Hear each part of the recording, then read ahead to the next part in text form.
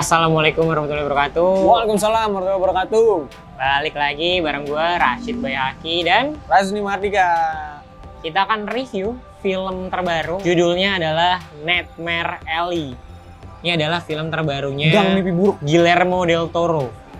Yang terakhir tuh bikin The Shape of Water. Ada seorang tokoh namanya Stan yang diperankan sama Bradley Cooper. Stan ini kayaknya punya trauma ya terhadap ayahnya gitu kayaknya ya. Karena di awal film tuh langsung diliatin dia tuh sedang menguburkan jasad. Si Stan ini ikut karnaval gitu, kayak dia masuk jadi pekerja di karnaval gitu ya. Dia ngurusin orang-orang yang kerja di situ dan segala macem sampai dia ketemu sama Pete. Pete nih dia ahli mentalis gitu, kayak bisa baca pikiran, tapi sebenarnya itu semua adalah permainan. Ya? Iya, permainan ini aja, komunikasi nonverbal gitu. Kita sebagai anak komunikasi ya, wah ini film komunikasi nonverbal ini. Semua teori-teori ini ada di sini semiotika ya. Tapi diingetin gitu sama si Pete dan istrinya ini ya, Zina. Jadi kayak lu hati-hati, ini bisa bikin lu jadi spook show, ngakalin orang kayak ceritanya ada setan gitu ya, kayak Uya-Kuya lah. Ya pokoknya kayak Ray Kiyoshi. Para pemain bintangnya di sini bertaburan. Bradley Cooper, Rooney Mara, Toni Collette, Willem Dafoe, Ron Perlman, Kate Blanchett. Gila. Ini duit habis buat pemainnya, memang pemain bagus juga sih. Tokoh utama sama tokoh-tokoh pendukungnya juga nyambung, nggak berat sebelah gitu. Emang semuanya bisa acting dan bagus dengan peran-perannya yang ada yang jadi protagonis, ada yang antagonis, ada yang kayaknya jahat tapi ternyata nggak jahat. Ya karakter-karakternya unik ya gitu. Secara body type gitu, orang-orangnya juga secara penampilannya udah kelihatan beda. Ron Perlman dengan gaya ininya nih, bukan gaya apa, rahangnya yang keras. Terus ada juga yang boncel gitu ya. Ini apa? Boncel. Dwarfisme. Iya. Nah itu, terus juga ada yang cewek. Si Molly juga karakternya juga kan cukup bisa aneh sih. Ini apa ya, kayak tahan sama listrik ya, tegangan tinggi dia tahan dia. Terus ada yang main gitar, ada yang orang kulit hitam yang bisa ngelip-lip kayak Snake gitu. Iya. Garis besar cerita yang sebenarnya sederhana ya, jangan bohong. Udah gitu ada intinya itu gitu. Karena film yang sederhana gitu jadinya bisa banyak tuh ternyata dikembanginnya macam-macam, kebohongan ini jadinya begini, ini segala macam begini gitu lah. Dan ngomongin ini juga mental health sih ya, issue ya gitu, mental issue banget gitu. Kalau trauma masa kecil tuh pasti berpengaruh banget lah gitu sama kehidupan di usia yang udah dewasa. Kalau kalian suka nonton film-filmnya Guillermo del Toro gitu kan, dia bisa bikin film yang penting tapi juga menarik untuk ditonton gitu ya. Jadi kayak film di sini tetap ada magicnya, tetap gitu, ada sulap-sulapnya walaupun ya lebih real dibanding sebelum-sebelumnya kan fantasi banget kan. Fantasi gitu. Creatures gitu kan sebelum-sebelumnya. Kalau ini emang nggak ada sih monster. Cuma karakternya emang lebih monster sih. Ternyata dia bisa menggali monster dalam manusia. Kayaknya zaman itu tuh kan mungkin ini ya belum literate banget gitu ya, belum orang tuh kayak belum setahu sekarang gitu, jadi kayak bisa dibohong-bohongin gitu. Kayaknya pesulap zaman itu tuh sebenarnya saintis.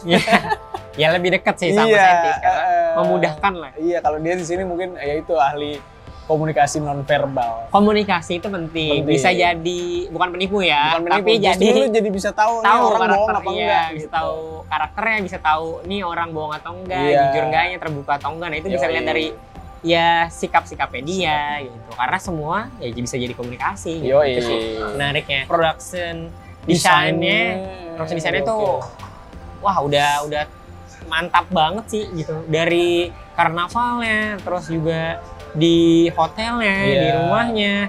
Betul, ini ngambil settingnya tahun 1941 ya, sebelum Perang Dunia II lah. Bisa dilihat di sini warna-warnanya tuh cenderung warna coklat ya kan. Terus ada warna kebiruan. Iya, biru, terus ada oranye. Terus warna oranye, ya. Bener warna kelam lah, tapi bukan sekelam kayak film-filmnya Nolan gitu. Ada Prestige lah dibandingin. Ya The Prestige kalau di direct sama Del Toro kayak gini. Kayaknya kayak gini nih warnanya. Warnanya gitu ya, warna-warna apa ya? Fantasi sebenarnya. Iya, warna fantasi. Iya. Dan juga sebenarnya apa ya yang gue suka mengagetkannya gitu. Ketika ada momen-momen yang di-reveal dengan kaget. Jadi kayak, anjir, tiba-tiba nembak atau ada apa efek-efek dari tuh anjir. kejutan dari kebohongan-kebohongan ini tuh ternyata kebohongan. Gokil sih. Ini emang cerita penipu yang handal sebenarnya. Iya, penipuan. Nah, penipu handal gitu. Nih. Tapi dia nggak pakai jenius. Dan jarang sih dia ngambil sudut pandang yang karakternya tuh berubah ke arah yang lebih negatif bahkan gitu. Iya, negatif. Kayak Joker lah gitu kan ya. Iya, bener, gue kayak Joker kan ujungnya tuh. Tapi sebenarnya kita ya ada empati tetap gitu ke karakternya gitu. Menariknya sih di akhir jadi timbul pertanyaan juga sih, Ras. Apa sih yang lu cari gitu kan?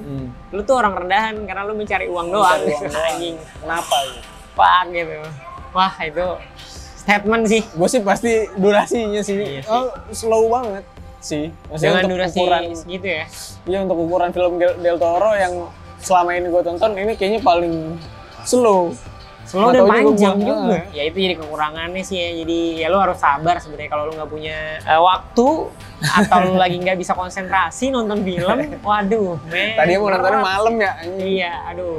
Jangan. Udah gue kalau nonton malam besar kemungkinan lo. Gue tuh masih ngerasanya wah Del Toro seru gitu. Sensor tadi ya. Ya mungkin sebagian dari kita gitu nggak kuat lihat hal-hal yang gore sebenarnya gitu kan, atau emang jadi hal yang menakutkan juga sih, mengerikan lah. Ya nggak tahu sih tepat sensornya, cuma lu ngerasain ya, maksudnya ada yang disensor lah, yang dipotong gitu. Buat menekankan penting nih gitu. Tapi ya penekanan manusia aneh lah ya, kita kasih tahu tuh clue-nya. Itu ada yang di-cut. Kata lu sih gitu, gue nggak ngerasa sih awalnya, pas lu bilang gue baru, oh iya ya, tarot cuy. Oh iya, tarot cuy. Tarot tuh penting sih. Pas ketemu mas siapa? Zina. Ketemu Zina gitu ya, pas dia udah jadi orang sukses. Dibacain tarot. Ternyata ngomongin tentang kejatuhan lah gitu. Sampai terakhirnya, oh lu akan dibalik gitu. Hangman. Oh enggak, gue balik lagi gitu.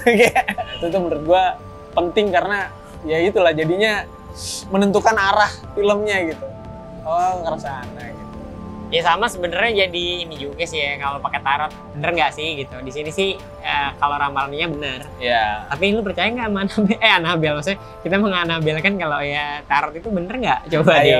Gitu. Ya dia udah bisa belajar nipu-nipu lah itu ya, yang awal-awal ya. Ya benar. Nipu polisi tuh udah. Oh, itu gue suka banget. Gokil sih itu. Dia cepet lah. Fast learner lah dia tuh. Fast learner, dia habis belajar dari Pit langsung dipraktekin dengan pede aja gitu. Kayak temen kita lah ada gitu ya. Ya ada temen kita gitu, ada. Retorikanya bagus banget. Nilainya 100 lebih malah. Tapi ternyata ada alasannya kenapa. Dan bagus, maksudnya ditunjukin sebelum-sebelumnya tuh dia ngeliat ini. Oh ternyata itu semua berkaitan. Jadi ini dia gitu, analisis dia terhadap karakter orang tuh kayak gini. Salah satu kliennya itu beneran jadi gila. Nah iya itu gila sih. Oh itu gila sih, ya jangan gue kasih tau lah, itu mengagetkan lah. Itu ada bagian klien pertamanya dia setelah dia jadi penipu gitu. Itu wah akhirnya ternyata itu sih, itu gokil sih. mind blowing anjing, akibat dari Spook show ya. Ya ini dari gitu. Show Uyakuya gitu kan. Juga. Ini Uyakuya campur jurnal Lisa ini dicampur gitu. Aduh. Sama Yoshi ini juga. Yoshi campur jadi kayak ada indigonya, ada hipnotis orang. Tapi ada komunikasi non-verbal tetap.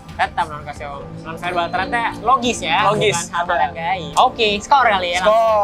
Skornya gue 7,5 karena yang sebenarnya sih minusnya karena dragging ya, dan ekspektasi terhadap filmnya gitu. Gue ngerasa gue punya ekspektasi nih karena gue lihat Del Toro. 7,5 juga. Ya sebenarnya cerita yang enak dan bagus untuk jadi ranah eksplorasi. Dan lah ini maksudnya bisa banget dipelajarin maksudnya. Betul. Dipelajarin. Mengeksplor cerita bisa sampai seperti ini. Tapi ya nggak jadi karya yang terbaik juga, dan lebih baik dari Shape of Water jadinya kalau menurut gue sih. Ya coba nilai sendirilah kalian gimana yang udah nonton, yang belum nonton, buruan nonton. Karena gue yakin nih film bentar lagi hilang. Sumpah, cepet nih. Bentar lagi hilang. Oke, jangan lupa like, komen, subscribe, nyalain lonceng notifikasinya buat dapat update terbaru dari Cinecrip. Dan follow Instagram ya. Follow Instagram, Twitter. Kita juga punya Twitter, punya website juga sekarang ya, kalau mau baca-baca, review dan segala macam. Discord juga ada. Discord, join, kita ngobrolin film di situ, sama ya tungguin lah ntar ada Anabel mungkin ya. Iya. Nih kaosnya udah ada, ya kan? Di sini kita bikin lah. Oke. Sampai bertemu di episode berikutnya. Ciao.